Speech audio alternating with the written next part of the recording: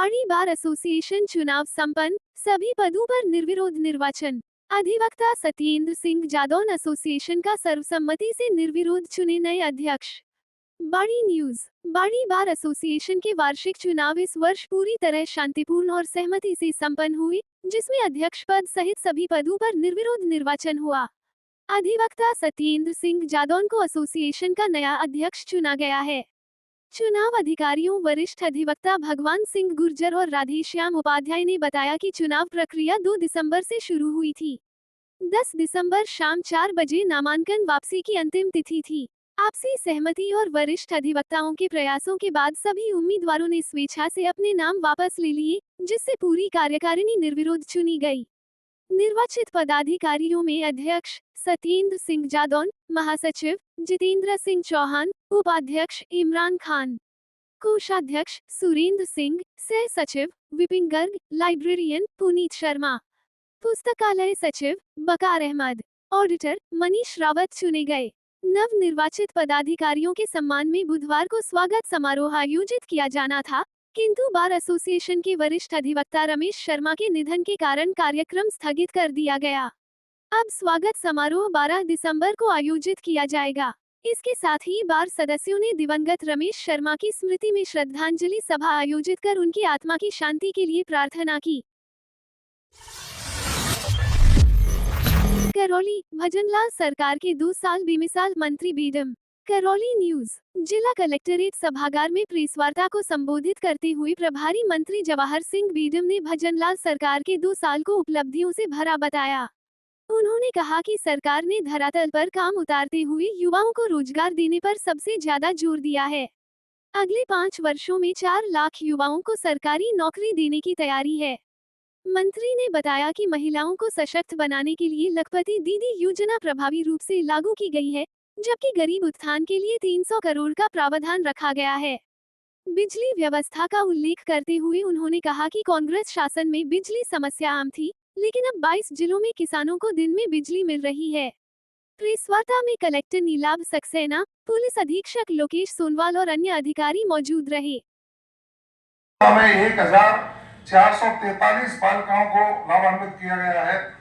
मुख्यमंत्री नारी शक्ति योजना के तहत 25 लाख का अनुदान हमारे द्वारा करौली जिले में दिया गया है। लखपति दीदी योजना के तहत 23,722 महिलाएं। बाड़ी, दरगाह के पास मृत गोवंश मिलने से हंगामा, हिंदूवादी संगठनों ने दर्ज कराई रिपोर्ट। बाड़ी न्यूज। रेलवे स्टेशन के पास स्थित एक दरगाह के समीप बुधवार रात एक मृत गोवंश मिलने से इलाके में हंगामा हो गया। सूचना मिलते ही हिंदूवादी संगठनों के कार्यकर्ता मौके पर पहुंचे और विरोध प्रदर्शन किया। पुलिस जाब्ते के साथ पहुंचे कोतवाली थाने के प्रभारी देवेंद्र शर्मा और टाउन चौकी प्रभारी श्याम सुंदर शर्मा ने प्रदर्शनकारियों को शांत कराया। इसके बाद मृत गोवंश को पशु चिकित्सालय ले जाकर एडिशनल एसपी कमल कुमार जागीर की मौजूदगी में देर रात पोस्टमार्टम कराया गया। हिंदू नेता अंजनी पाराशर ने कोतवाली थाने में रिपोर्ट दर्ज कराते हुए आरोप लगाया कि कुछ युवकों द्वारा गोवंश को चोट पहुंचाई गई, जिससे उसकी मौत हुई। पुलिस ने आरोपों की जांच शुरू कर दी है। पोस्टमार्टम के बाद मृत गोवंश का अंतिम संस्कार कराया गया। घटना को लेकर हिंदूवादी संगठनों में आक्रोश है और उन्होंने भविष्य में ऐसी घटनाओं का विरोध करने की चेतावनी दी है। विरोध के दौरान बजरंग दल के कार्यकर्ता सहित कई युवा मौजूद रहे। मौके पर तहसीलदार मुकेश मीना, नायब तहसीलदार उत्तम चंद बंसल तथा पुलिस जाब्ता भी तैनात रहा। कोतवाली एसएचओ देवेंद्र शर्मा ने बताया कि रिपोर्ट के आधार पर आगे की कार्रवाई जारी है। बाड़ी, अमिताभ बच्चन मीना ने नगर पालिका ईओ का कार्यभार संभाला। बाड़ी न्यूज। सहायक लेखाधिकारी उपकोषागार अमिताभ बच्चन मीना ने बुधवार को नगर पालिका बाड़ी के अधिशासी अधिकारी ईओ के रिक्त पद का विधिवत कार्यभार ग्रहण किया। इस अवसर पर नगर पालिका परिवार ने उनका स्वागत कर नई जिम्मेदारी के लिए शुभकामनाएं दी। अमिताभ बच्चन मीना अपनी कर्मठता, ईमानदारी और पारदर्शी कार्यशैली के लिए जाने जाते हैं। अपने प्रशासनिक कार्यकाल में उन्होंने जनता के प्रति उत्तरदायित्व और समयबद्ध कार्य प्रणाली को सदैव प्राथमिकता दी है। नई जिम्मेदारी के साथ नगर पालिका क्षेत्र में बेहतर प्रशासन, सुव्यवस्थित कार्यशैली, जन समस्याओं के त्वरित समाधान और विकास कार्यों में तेजी की अपेक्षा की जा रही है। उनका शांत स्वभाव और टीम भावना नगर पालिका बाड़ी के कामकाज में नई ऊर्जा लाने की उम्मीद जगाता है। नगर पालिका परिवार ने विश्वास जताया कि उनके मार्गदर्शन में बाड़ी में विकास कार्यों को और गति मिलेगी तथा आमजन को बेहतर सेवाएं प्राप्त होंगी। धौलपुर जिला कलेक्टर ने किया जिला अस्पताल का औचक निरीक्षण, सफाई सुधार के दिए निर्देश। धौलपुर न्यूज। जिला कलेक्टर श्रीनिधि बीटी ने बुधवार शाम जिला अस्पताल का औचक निरीक्षण कर ओपीडी, इमरजेंसी, दवा वितरण केंद्र और विभिन्न वार्डों की व्यवस्था का जायजा लिया। कलेक्टर ने इमरजेंसी वार्ड में मरीजों को मिल रहे उपचार, दवाओं की उपलब्धता तथा स्टाफ की उपस्थिति की जानकारी ली। उन्होंने मरीजों से सीधा संवाद कर उनकी समस्याएं सुनी और सेवाओं की गुणवत्ता पर फीडबैक प्राप्त किया। निरीक्षण के दौरान जनरल वार्ड, सर्जरी वार्ड व दवा वितरण केंद्र में सफाई और व्यवस्था को लेकर तत्काल सुधारात्मक कार्रवाई के निर्देश दिए। उन्होंने कहा कि अस्पताल की पहचान उसकी स्वच्छता से होती है, इसलिए किसी प्रकार की गंदगी या अव्यवस्था बर्दाश्त नहीं की जाएगी। जिला कलेक्टर ने अस्पताल प्रशासन को स्टाफ की समय पालन सुनिश्चित करने, दवाओं की पर्याप्त उपलब्धता बनाए रखने, सफाई एवं बायोमेडिकल वेस्ट मैनेजमेंट की नियमित निगरानी करने तथा मरीजों की शिकायतों के त्वरित निस्तारण के निर्देश दिए। निरीक्षण के दौरान पुराना जनाना अस्पताल में सेवाएं शुरू करने को लेकर भी चर्चा की गई। रामसागर सेंचुरी में हरी लकड़ी के साथ आरोपी गिरफ्तार। डीकेटीआर में वाइल्ड लाइफ को लेकर सख्ती। Bari news. Dholpur Karauli tiger reserve DKTR क्षेत्र में वन्यजीव संरक्षण को लेकर वन विभाग की कार्रवाई तेज हो गई है। रामसागर रेंज में हरी लकड़ी के कटान और पशु चराई पर प्रतिबंध के बावजूद हो रही अवैध गतिविधियों पर कड़ी निगरानी रखी जा रही है। देर रात वन विभाग की टीम ने रामसागर अभयारण्य में हरी लकड़ी काटकर ऊंट पर ले जाते हुए आरोपी मुरारी पुत्र जिम्पाल गुर्जर निवासी मुगलपुरा को गिरफ्तार किया। उसके कब्जे से हरी लकड़ी जब्त की गई और उसके खिलाफ वन्यजीव संरक्षण अधिनियम 1972 के तहत कार्रवाई शुरू की गई है। वनपाल राजेश मीना ने बताया कि इस कार्रवाई में वनरक्षक रामधन, दयानंद यादव तथा बॉर्डर होमगार्ड दल के जवानों का विशेष सहयोग रहा। इसी दौरान टीम ने एक अन्य कार्रवाई में अभयारण्य के वृक्षारोपण क्षेत्र में अवैध चराई करते हुए 11 भैंसें जब्त की। ये कार्रवाई कांसूटी खेड़ा स्थित सिद्ध बाबा मंदिर के पास की गई, जहां 3 पशुपालकों से 11,000 रुपये का जुर्माना वसूला गया। वन विभाग ने स्पष्ट किया है कि डीकेटीआर में अवैध कटान, चराई और वन्य जीवों को नुकसान पहुंचाने वाली किसी भी गतिविधि पर सख्त कार्रवाई जारी रहेगी। शबनम खान अल्पसंख्यक कांग्रेस विभाग की जिला अध्यक्ष नियुक्त। कार्यकर्ताओं ने किया भव्य स्वागत। बाड़ी न्यूज। अल्पसंख्यक कांग्रेस विभाग द्वारा श्रीमती शबनम खान को जिला अध्यक्ष नियुक्त किए जाने पर कांग्रेसजनों में हर्ष का माहौल रहा।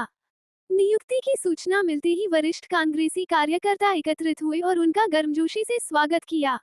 इस दौरान कार्यकर्ताओं ने उन्हें जिम्मेदारी के सफल निर्वहन के लिए शुभकामनाएं दी और संगठन में नई ऊर्जा के संचार की उम्मीद जताई। कार्यक्रम में वरिष्ठ कांग्रेसी पार्षद राजकुमार भारद्वाज ने कहा कि शबनम खान की नियुक्ति से कांग्रेस के अल्पसंख्यक वर्ग के कार्यों को नई दिशा मिलेगी। जिला कांग्रेस कमेटी की सचिव रोशनी शिवहरी और पूर्व पार्षद हरि सिंह पहाड़िया ने कहा कि शबनम खान हमेशा से संगठन की सक्रिय और समर्पित कार्यकर्ता रही हैं, इसलिए यह पद उनके योग्य नेतृत्व का सम्मान है। नगर निगम प्रकोष्ठ अध्यक्ष नासिर खान L.S. यादव, युवा कांग्रेस प्रदेश सचिव आर्यन राय, युवा नेता ध्रुव शुक्ल, राजकुमार कंसाना, सोनी खान, शबाना खान, गजेंद्र गोस्वामी सहित उपस्थित कार्यकर्ताओं ने भी बधाई देते हुए कहा कि उनकी नियुक्ति से संगठन को मजबूती मिलेगी। कार्यक्रम के दौरान कार्यकर्ताओं ने पुष्पमालाओं और माला पहनाकर उनका भव्य स्वागत किया।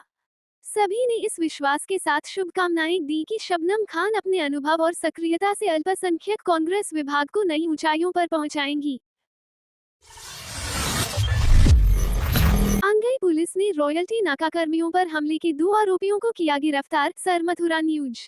अंगई थाना पुलिस ने रॉयल्टी नाकाकर्मी पर हमले के 2 मुख्य आरोपियों को गिरफ्तार करने में सफलता हासिल की है। गिरफ्तार किए गए आरोपी रामराज गुर्जर मोहारी थाना नादनपुर एवं दूसरा आरोपी उग्रसिंह गुर्जर बडरिया नादनपुर रहने वाला है। थाना प्रभारी कृपाल सिंह ने बताया कि रॉयल्टी नाकाकर्मी अनेक सिंह जादौन 4-7 निवासी पिपरेट ने इस संबंध में पुलिस को रिपोर्ट दर्ज कराई थी, जिसमें बताया कि एक फॉर्च्यूनर गाड़ी में 4 व्यक्ति नाके पर आए थे। उन्होंने खुद को रॉयल्टी ठेकेदार बताया और अनेक सिंह के कमरे से बाहर आते ही गाली गलौज शुरू कर दी। आरोपियों ने उन्हें मारने का प्रयास किया, जिसके बाद अनेक सिंह भागकर कमरे में घुस गए और अंदर से कुंडी लगा ली। हमलावरों ने बाहर से खिड़कियों पर पत्थर फेंके, गेट तोड़ने की कोशिश की और अनेक सिंह को जान से मारने की धमकी दी। धमकी देते समय एक व्यक्ति ने अपना नाम भवानी सिंह बताया था। इस मामले में थाना आंगई में मुकदमा संख्या 169/2025 भारतीय न्याय संहिता की धाराओं के तहत दर्ज किया गया था एवं पुलिस पूरे मामले की गहराई से जांच पड़ताल करने में जुट गई है। धौलपुर 32 बड़े बकायेदारों पर डिस्कॉम का शिकंजा, 8 ट्रांसफार्मर उतारे, बिजली चोरी पर 42 वीसीआर भरकर 12 लाख का जुर्माना। धौलपुर न्यूज। अधिशासी अभियंता विवेक शर्मा के निर्देशन में राजाखेड़ा एईएन आनंद तिवारी और धौलपुर ग्रामीण एईएन अनुराग मित्तल के नेतृत्व में डिस्कॉम की टीमों ने बकाया उपभोक्ताओं और बिजली चोरी करने वालों के खिलाफ बड़ी कार्रवाई की। अभियान के दौरान राजाखेड़ा उपखंड में 4 थ्री फेज और 1 सिंगल फेज ट्रांसफार्मर उतारे गए। इन ट्रांसफार्मरों से जुड़े उपभोक्ताओं पर 9 लाख रुपए से अधिक का बकाया था। हटाए गए सभी ट्रांसफार्मर राजाखेड़ा भंडार शाखा में जमा करा दिए गए। इसी तरह धौलपुर ग्रामीण उपखंड में 3 सिंगल फेज ट्रांसफार्मर उतारे गए, जिन पर 3.80 लाख रुपए की बकाया राशि थी। अधिकारियों ने बताया कि कई उपभोक्ता ऐसे भी मिले जिन्होंने सालों से बिजली बिल का भुगतान नहीं किया, जबकि डिस्कॉम कार्मिक लगातार उनसे वसूली के प्रयास कर रहे थे। कार्रवाई के दौरान कुल 42 जगह बिजली चोरी पकड़ी गई, जिन पर वीसीआर भरते हुए 12 लाख रुपए का जुर्माना लगाया गया है। यह अभियान राजाखेड़ा उपखंड के बाबरपुर, सोमली, आमकापुरा, खुड़िला, धारापुर और हनुमानपुरा तथा ग्रामीण उपखंड के नटपुरा, विष्णुदा और नकटपुरा में चलाया गया। ट्रांसफार्मर उतारते समय और कनेक्शन डिस्कनेक्ट करते समय कई बकायेदार अपने अपने बहाने बनाते नजर आए, लेकिन टीम ने सख्ती बरकरार रखी। अभियान के दौरान टीम में जेईएन राजाखेड़ा शहर मयंक मिश्रा, जेईएन ग्रामीण विशाल जायसवाल, जेईएन मरेना रणवीर सिंह, जेईएन ग्रामीण उपखंड आकाश शिवहरे सहित 40 बिजलीकर्मी शामिल रहे। डिस्कॉम ने स्पष्ट किया है कि बकाया वसूली और बिजली चोरी रोकने के लिए अभियान आगे भी जारी रहेगा। सेपू अतिरिक्त संभागीय आयुक्त नीलिमा तक्षक का धौलपुर दौरा, शिक्षा व चिकित्सा व्यवस्था का किया गहन अवलोकन। सेपू न्यूज। अतिरिक्त संभागीय आयुक्त नीलिमा तक्षक ने मंगलवार को सेपू क्षेत्र का दौरा कर ग्रामीण शिक्षा व चिकित्सा व्यवस्थाओं का निरीक्षण किया। दौरे के दौरान उन्होंने सेम्पू के केंथरी गांव में संचालित निःशुल्क लाइब्रेरी का जायजा लिया। लाइब्रेरी में उपलब्ध संसाधनों, बच्चों की पढ़ाई के माहौल और ग्रामीण स्तर पर बेहतर शैक्षिकी व्यवस्था को देखकर उन्होंने सरपंच व स्थानीय टीम की सराहना की। निरीक्षण के दौरान सरपंच अजयकांत शर्मा ने एडीसी नीलिमा तक्षक का तस्वीर भेंटकर स्वागत किया। ग्रामीणों ने उन्हें पशु चिकित्सक की नियुक्ति और हाईवे से छीतापुरा विद्यालय तक सड़क निर्माण की मांग भी रखी। दौरे के दूसरे चरण में एडीसी नीलिमा तक्षक ने सेपू सीएचसी का निरीक्षण किया, जहां उन्होंने चिकित्सा सेवाओं की वास्तविक स्थिति का आकलन किया। निरीक्षण के दौरान उन्होंने स्वयं माना कि डॉक्टरों की कमी के कारण चिकित्सा व्यवस्था प्रभावित हो रही है। उन्होंने कहा कि सीएचसी में साफ सफाई की व्यवस्था संतोषजनक है, लेकिन विशेषज्ञ डॉक्टरों की अनुपस्थिति एक बड़ी चुनौती है। उन्होंने लेबर रूम में साप्ताहिक आधार पर विशेषज्ञ डॉक्टर उपलब्ध कराने का आश्वासन दिया और चिकित्सा स्टाफ को बेहतर सेवा प्रबंधन के निर्देश दिए। एडीसी नीलिमा तक्षक का ये दौरा शिक्षा और चिकित्सा जैसी आवश्यक सेवाओं की जमीनी हकीकत जानने के उद्देश्य से रहा, जिसमें उन्होंने इन व्यवस्थाओं का गहन अवलोकन करते हुए सुधार के निर्देश दिए। धौलपुर। गृह राज्य मंत्री ने गिनाई सरकार की उपलब्धियां।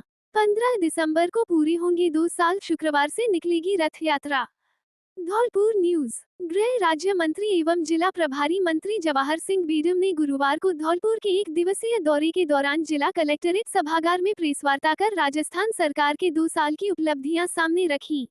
मंत्री बेदम ने बताया कि 15 दिसंबर को भजन लाल शर्मा सरकार के 2 साल पूरे होने जा रहे हैं। इस अवसर पर प्रदेश भर में योजनाओं और उपलब्धियों को जन जन तक पहुंचाने के लिए शुक्रवार से विशेष रथ यात्रा निकाली जाएगी। उन्होंने कहा कि मुख्यमंत्री भजनलाल शर्मा के नेतृत्व में राज्य सरकार ने विकास कार्यों को नई गति प्रदान की है। युवाओं को रोजगार, महिलाओं के सशक्तिकरण, किसानों की सुविधा और बुनियादी ढांचे के विस्तार पर सरकार ने विशेष ध्यान दिया है। बेदम ने कहा कि 2 सालों में राज्य सरकार ने कई योजनाओं को जमीन पर उतारा है, जिनसे आमजन को सीधा लाभ मिला है। साथ ही उन्होंने बताया कि रथ यात्रा के माध्यम से सरकार अपने कार्यों और आगामी योजनाओं को जनता तक पहुंचाने का प्रयास करेगी। मंत्री बेदम ने अधिकारियों और जनप्रतिनिधियों के साथ बैठक कर जिले में चल रहे विकास कार्यों की समीक्षा भी की और समयबद्ध तरीके से परियोजनाएं पूरी करने के निर्देश दिए।